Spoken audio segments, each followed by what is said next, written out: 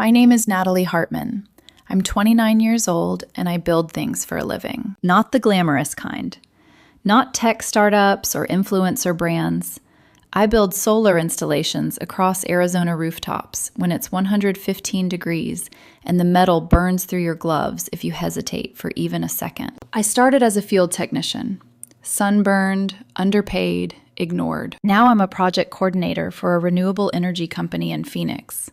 Last quarter alone, I managed $900,000 in installations, residential complexes, commercial properties, tight deadlines, zero excuses.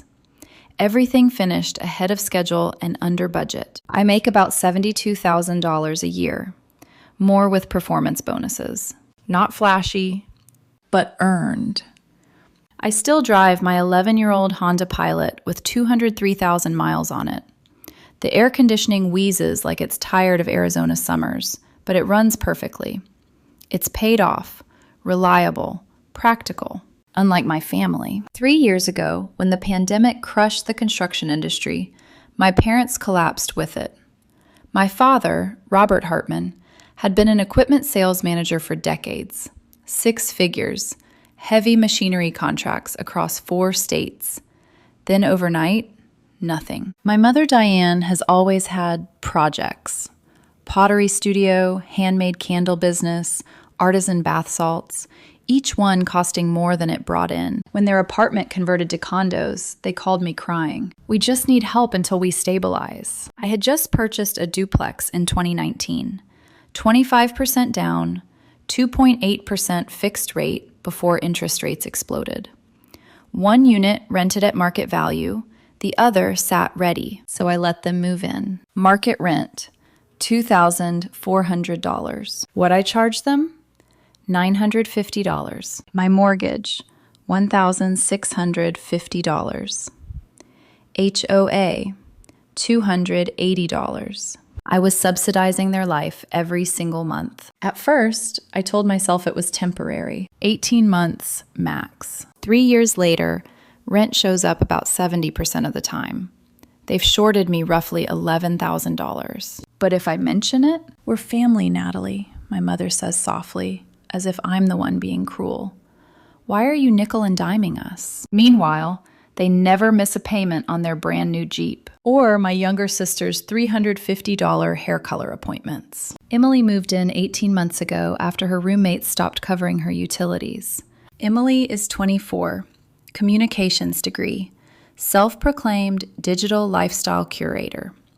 For 4 months, she tried freelance blogging before landing an entry-level marketing job, making $38,000 a year. She spends like she makes $90,000. Designer sneakers, bottomless brunches, perfect Instagram lighting. Whenever I ask about rent, she rolls her eyes. You act like you're my landlord. I am. Last month, I stopped by unannounced on a Sunday. They were hosting a pool party, 15 people. New 65-inch smart TV mounted above the patio. Fresh subway tile bathroom renovation. When I asked about overdue rent, my mother leaned in and whispered, "Not now. We have company," as if I was the embarrassment. The breaking point began in February, when my father officially retired. His back is destroyed from decades of lifting. He needs spinal fusion surgery, but keeps postponing it. For as long as I can remember, he's talked about Hawaii, Maui specifically. He has a coffee table book filled with glossy photos of volcanic cliffs and turquoise water. He flips through it twice a week, sighing like paradise personally rejected him. I'll get there someday, he always says. So I decided to make it happen. 8 days in Maui, round-trip flights from Phoenix, beachfront resort near Wailea, snorkeling excursions, the full experience, $12,000. I spent weeks planning, calling resorts, comparing flight times, even reached out to my college friend Amber, who works in resort management there. She promised to show us real Hawaii, not just tourist traps. I told myself this would fix things, that generosity might repair resentment, that maybe, just maybe, they would finally see me. I announced the trip at Sunday dinner. For exactly 7 minutes, they looked at me like I was a hero. Then Emily asked, "Can Mason come?" Mason Reed, her fiancé. If entitlement were a person, it would wear Mason's smile. He calls himself a brand experience strategist. His LinkedIn reads like a corporate word generator malfunctioned. Maximizing cross-platform synergy. Leveraging disruptive hospitality ecosystems. Translation: he talks about business while other people pay for dinner. He has perfect teeth, a trust fund he pretends doesn't exist, and a supernatural ability to disappear when the check arrives. Last Christmas, he cornered me for 35 minutes explaining his revolutionary idea. Airbnb for workout equipment. It already exists. 8 times. I stared at my sister. I budgeted for 4 people, I said carefully. Emily's smile dropped instantly. Why do you always sabotage everything? There it was. I felt it then, that familiar tightening in my chest. Boundaries, in this family, are treated like suggestions, like expiration dates. Optional. And I should have known that this gift was about to become something else entirely. Emily didn't even let the silence settle. Mason is basically family already, she said, crossing her arms. It would be weird if he didn't come. My mother nodded immediately. Of course she did. Sweetheart, she added in that careful, wounded tone she reserves for when she wants something. Mason will be your brother-in-law soon. Don't you want your father's retirement trip to include everyone? My father cleared his throat. It would mean a lot, he said. And Mason has interesting insights about the hospitality industry. Could be fun having his perspective. I stared at him. This was the same man who once lectured me about living within your means when I bought my duplex. Now he was endorsing a 27-year-old who still Venmo requests people for gas money. I turned to Mason. If you want to come, I said evenly, you can pay your own way. For a fraction of a second, barely noticeable, his expression twitched. Then he recovered. Of course, he replied smoothly. I've been reallocating some capital from a crypto position anyway. Crypto. Translation? Call Dad. Emily exhaled dramatically like I'd insulted the monarchy. You don't have to be so aggressive, she muttered. I'm not, I said. I'm being realistic. The subject dissolved after that, or at least it appeared to. But the air shifted. I could feel it. The kind of silence that isn't acceptance. It's plotting. A week later, I stopped by to drop off mail and found Mason in the kitchen alone, scrolling on his phone like he owned the place. He didn't look up when he spoke. I've been thinking strategically about Hawaii. That sounds dangerous, I replied, pouring coffee from the bag I brought myself. He smiled faintly. The Hawaiian hospitality sector is primed for disruption. Marriott, Hilton, Hyatt, they all operate there. It would be foolish not to leverage this trip for networking. I blinked at him. You think you're going to schedule meetings with corporate resort executives while on vacation? It's not vacation, he corrected gently. It's opportunity. I leaned against the counter. This trip is for my father's retirement, which makes it the perfect cover, he said casually. Authentic immersion. Into what? I asked. A hotel lobby? His jaw tightened slightly. You underestimate vision, he said. And you overestimate access, I replied. That's when he mentioned it. My fraternity brother works airport security at Sky Harbor now, Mason added, almost absent-mindedly. Good to have connections when you travel. Something about the way he said it lingered. Not threatening.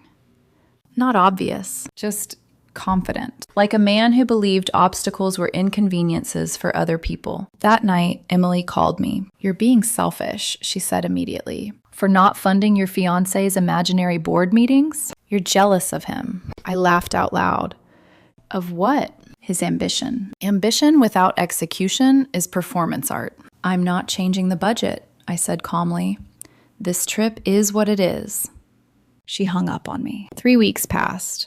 No more talk of Mason joining. No requests for flight details. No Venmo from crypto profits. I started to relax, which was my mistake. Departure day arrived on a Thursday. I was in the middle of reviewing installation permits when my phone buzzed. A text from my mother. We've decided Mason is coming on the trip instead of you. He's more adventurous and will take better photos for our memories. Your father agrees he'll be better company. I stared at the screen. Read it twice. Then 3 times. My heart didn't race. It dropped. Cold. Like stepping into water too deep. I typed back, "What do you mean?" Her reply came instantly. "I'm serious. Mason is taking your seat. You can always go another time. We need him there for business connections anyway." Business connections. For my father's retirement trip. I felt something inside me snap. Not loudly, not dramatically, just cleanly. Like a bone breaking without warning. "Understood," I typed. Then I closed my office door. They thought this was about hurt feelings. It wasn't. It was about fraud. I called Hawaiian Airlines. "Can you confirm my check-in status?" I asked. "Yes, Ms. Hartman," the representative said cheerfully. "You're checked in for departure in approximately 4 hours." I was sitting in Phoenix, 25 miles from the airport. "I'm not at Sky Harbor," I said carefully. There was a pause. After being transferred twice, I reached a supervisor. 10 days earlier, Emily had called claiming I had a family emergency and wouldn't make the flight. She tried to transfer the ticket to Mason's name. Airlines don't allow simple name changes. So their plan? Have Mason use my boarding pass and somehow bypass ID verification. My stomach twisted. This wasn't sibling drama anymore. This was identity misuse, potentially federal. I called back and requested the fraud department. Because every booking was under my name and credit card, I had full authority. They couldn't stop the outbound flight at that point, but they could flag the return. I requested cancellation and refund of the return tickets. Then I logged into Expedia, canceled the resort, canceled every snorkeling excursion, canceled airport transfers. Every confirmation email felt like a quiet exhale. Then I called Amber in Maui. "They're boarding a plane thinking everything's paid," I explained. She was silent for a moment. "That's bold," she said finally. "They kicked me off my own trip." A pause. "Okay," she said softly. "That changes things." Next, I called my bank, reported my card compromised, requested a new number, froze my other accounts temporarily. Because if they were willing to use my boarding pass, what else would they use? I texted my best friend Rachel. "It's happening." She called immediately. "What did they do?" "They replaced me." There was a long silence on the other end. Then, "Oh, we're not playing soft anymore." By 9 that night, Rachel and her boyfriend Daniel, who works as a locksmith, were at my duplex. Every lock changed. New security cameras installed. Smart lock mounted. I contacted a property management company and had them draft a new lease.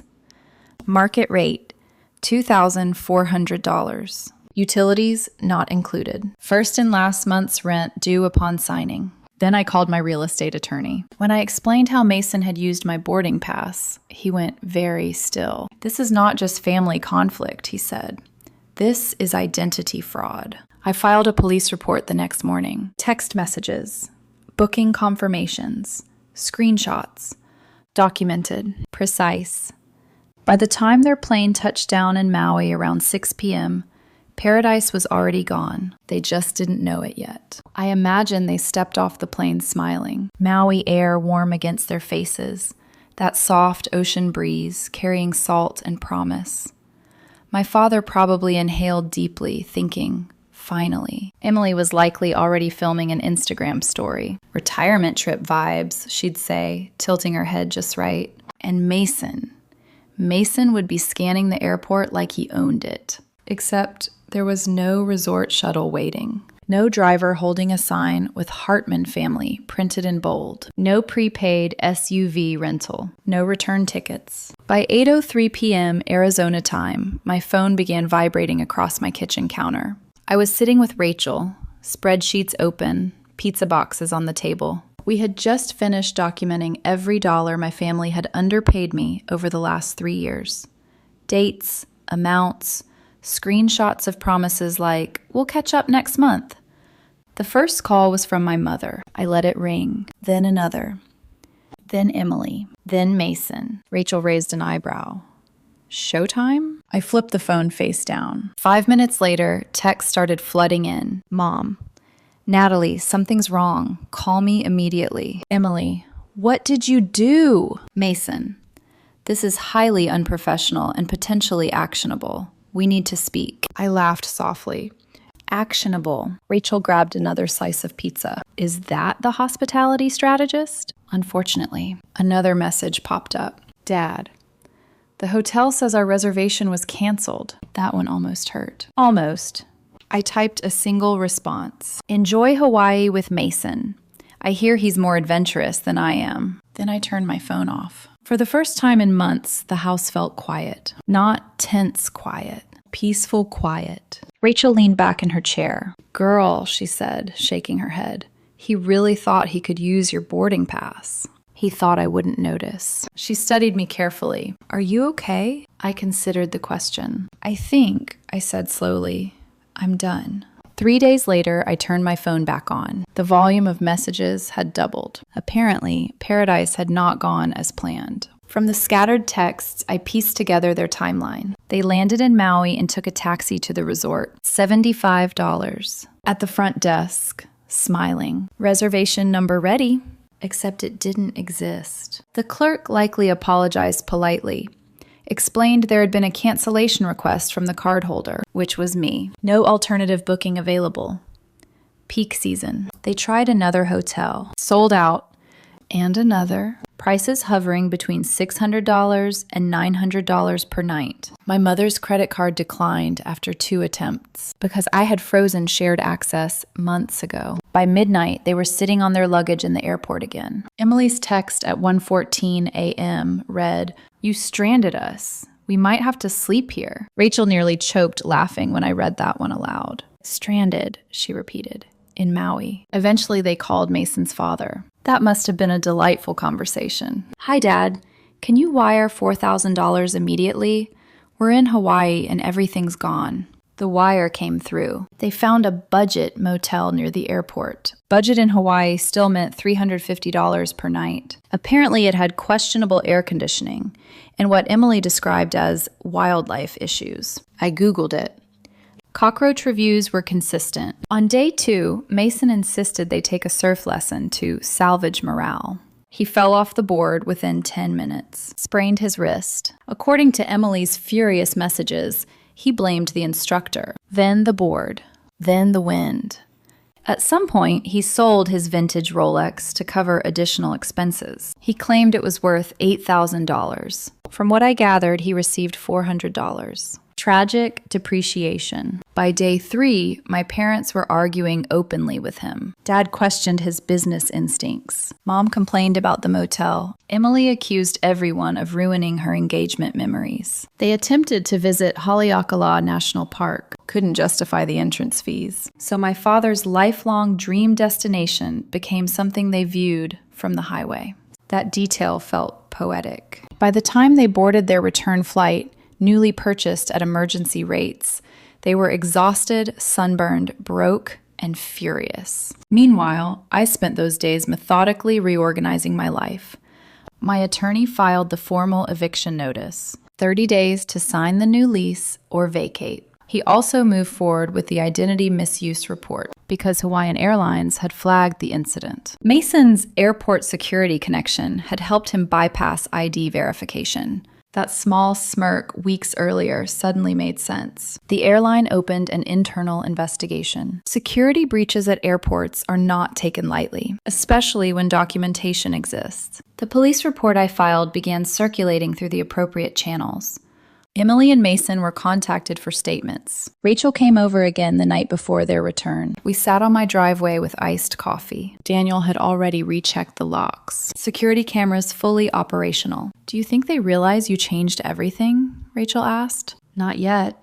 I positioned my Honda Pilot strategically so they couldn't pull directly into the driveway. It wasn't petty. It was symbolic. When the Uber finally pulled up the next afternoon, I felt nothing. No rage. No panic, just clarity. Dad stepped out first. His face was red, from sun or fury, hard to tell. Mom followed, eyes swollen. Emily looked like someone who hadn't slept in days. Mason exited last, his wrist in a sloppy sling. They hadn't noticed the cameras yet, or the new lock. Dad slammed the car door. "What the hell was that?" he demanded. I took a slow sip of iced coffee. "That," I said evenly, "was what consequences look like." And suddenly, for the first time in my life, I wasn't the one bracing for impact. They were. Dad didn't wait for an invitation. He marched halfway up the driveway, suitcase wheels rattling violently behind him. "You left us stranded," he said, voice shaking, "in another state." "Hawaii is still part of the United States," I replied calmly, "not a foreign country." Mom stepped forward, her voice rising. "We had no hotel, no transportation. Our cards wouldn't work. We could have been robbed, or worse. Yet," I said evenly, "here you are." Emily's mascara was smudged beneath her eyes. She looked less influencer, more exhausted 24-year-old who just discovered that aesthetics don't protect you from reality. "This was cruel," she whispered. Behind her, Mason adjusted his sling dramatically. "You understand this is legally actionable, right?" he said. "My family has relationships with 2 major law firms." Rachel, standing beside me, let out a short laugh. "Oh, good," she said. "Maybe one of them specializes in surfboard-related negligence." Mason glared at her. "My wrist is seriously injured." I glanced at the sling. It looked like it had been assembled from a dish towel and desperation. "Tragic," I said. "Did the board disrupt your hospitality ecosystem?" His jaw tightened. Dad stepped closer, lowering his voice. "You humiliated me," he said. "I had to call Mason's father, beg him to wire money. Do you know what that felt like?" I met his eyes. "Do you know what it feels like to be uninvited from a trip you paid for?" Silence. Mom's face hardened. "You could have talked to us." "I did," I said. "When I said Mason could come if he paid for himself." Emily shook her head. "You always do this. You hold money over us." I laughed softly. "I subsidized your rent for 3 years." "That's different," she snapped. "How?" No answer. Mason tried again. "You overreacted," he said. "We were simply optimizing the opportunity." "You committed identity misuse," I replied. "That's not optimization." His expression flickered, just briefly. That flicker told me he'd already been contacted. "Good." Dad ran a hand over his face. "We didn't think you'd go nuclear." "You replaced me," I said quietly, "on my own reservation." Mom opened her mouth to protest, but I reached into my back pocket and pulled out the envelope. "Since we're discussing decisions," I continued, "let's talk about the duplex." I handed Dad the lease agreement. He scanned the first page, confusion turning into disbelief. $2,400? Mom said sharply. "Utilities not included?" "Market rate," I replied. "First and last month due upon signing." Emily's mouth fell open. "We don't have that kind of money." "That's not my responsibility." Mason scoffed. "This is retaliatory." "No," I said evenly. "This is business." Dad looked up slowly. "I gave you below market housing for 3 years," I said. "You repaid that by shorting me $11,000 and attempting to steal my flight." Mom's voice trembled now. "We're family, and I'm done being your emergency fund." Rachel shifted beside me, silent but solid. Dad's shoulders sagged slightly. 30 days, he muttered, reading further. 30 days to sign or vacate, I confirmed. Emily's voice cracked. "You're destroying this family." I looked at her carefully. "No," I said. "I stopped funding it." The Uber driver was still idling at the curb. They hadn't noticed something else yet. "Oh," I added lightly. "The locks have been changed." Mom froze. "What?" "You'll receive new keys once the lease is signed and payment is received. Until then, access can be coordinated through the property management company listed on page 3. Dad stared at me like he didn't recognize me. "Who are you?" he asked quietly. The question stung more than I expected. "I'm the person who paid for Maui," I answered. They left without another word. For 30 days, they pretended the notice didn't exist, ignored calls from the property manager, ignored certified letters, ignored emails. Instead, I received messages. "Mom, I raised you better than this." "Dad, no daughter of mine would treat family this way." "Emily, I hope you're proud." Not one apology, not one acknowledgement. Meanwhile, the legal process moved forward. Hawaiian Airlines completed its review. The security bypass was documented. Airport footage existed. Mason and Emily were formally cited for misdemeanor identity misuse and fraud-related violations. No jail time, but fines and records. Mason's father reportedly was not pleased. The eviction hearing was scheduled exactly 2 weeks after the deadline passed. They arrived at court looking smaller somehow, less certain. The judge reviewed the lease history, month-to-month tenancy, below market rent, documented underpayments, formal notice properly served, case closed, eviction granted, 48 hours to vacate. When they moved out, I wasn't there. I didn't watch them carry their boxes. I didn't listen to the final arguments. I let the property manager handle it. 8 months have passed since Hawaii. The duplex now houses tenants who pay on time. Full amount. Every month. The additional income has funded something unexpected. Peace.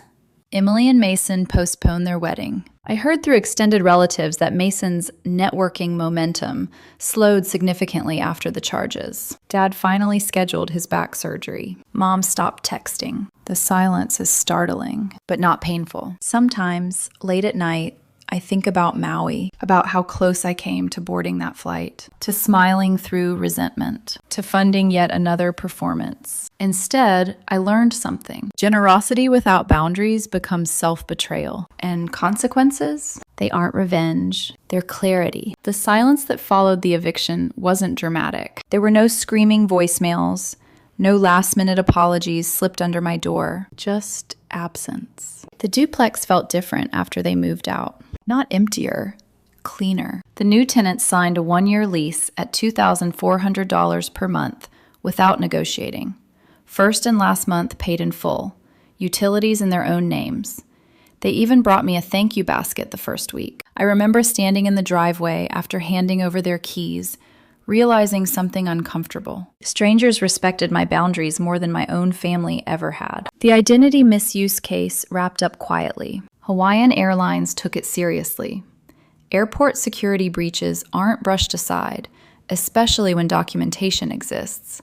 My screenshots, the texts, the timestamps. Mason and Emily were both issued misdemeanor citations related to fraud and misuse of personal identification. No handcuffs.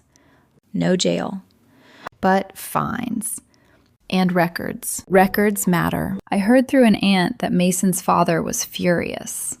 Apparently, the crypto liquidity narrative didn't hold up well under scrutiny. Emily blamed me publicly at first. She ruined our lives over a vacation. But the version that stuck, the one people whispered about, was different. She canceled the trip after they tried to steal her seat. Context changes everything. Dad had his spinal fusion surgery 6 months after the Hawaii incident. He didn't call to tell me. I found out from a cousin. I almost sent flowers. Almost. Then I remembered him saying Mason would be better company than me. The words still echo sometimes. Better company. I used to think being the responsible daughter meant absorbing the damage quietly, being the stable one, the fixer. But stability doesn't mean submission. Mom hasn't texted in 4 months. The last message she sent read, "I hope one day you understand what family means." I typed a response 3 different times, deleted all of them, because I finally do understand. Family isn't a blank check. It isn't access to my credit card. It isn't rewriting reality when you're caught. It isn't replacing me on my own reservation and expecting gratitude. Emily and Mason postponed their wedding indefinitely. From what I've heard, arguments became louder after Maui. Blame has a way of infecting partnerships. He told her she should have handled me better. She told him he should have paid his own ticket. Romance built on entitlement tends to crack under pressure. Rachel asked me once, about 3 months after everything settled, "Do you miss them?" I didn't answer right away. "I miss who I thought they were," I finally said. That's the honest part. I miss the version of my father who used to teach me how to change a tire, the version of my mother who used to braid my hair before school. But people grow. And sometimes they grow into something you can't follow. The duplex income now funds something different. Last month, I booked my own trip. Just me. Maui. 8 days. Same beachfront area near Wailea. I paid for it without flinching. Amber picked me up at the airport. We drove with the windows down, music loud. ocean air warm against my skin. No tension. No obligation. No one waiting for me to cover dinner. I visited Haleakala at sunrise. Paid the entrance fee without hesitation. Stood there watching light spill over volcanic rock. I thought about my father flipping through his coffee table book, about how close I came to giving him that moment. Then I realized something. I didn't steal his dream. He traded it. For pride, for Mason, for entitlement. Consequences aren't sabotage, they're reflections. On the 4th day of my trip, I sat alone at a small beachside restaurant. Ordered the most expensive entree without checking the price. Tipped generously. When the check arrived, I didn't disappear to the bathroom. I paid it.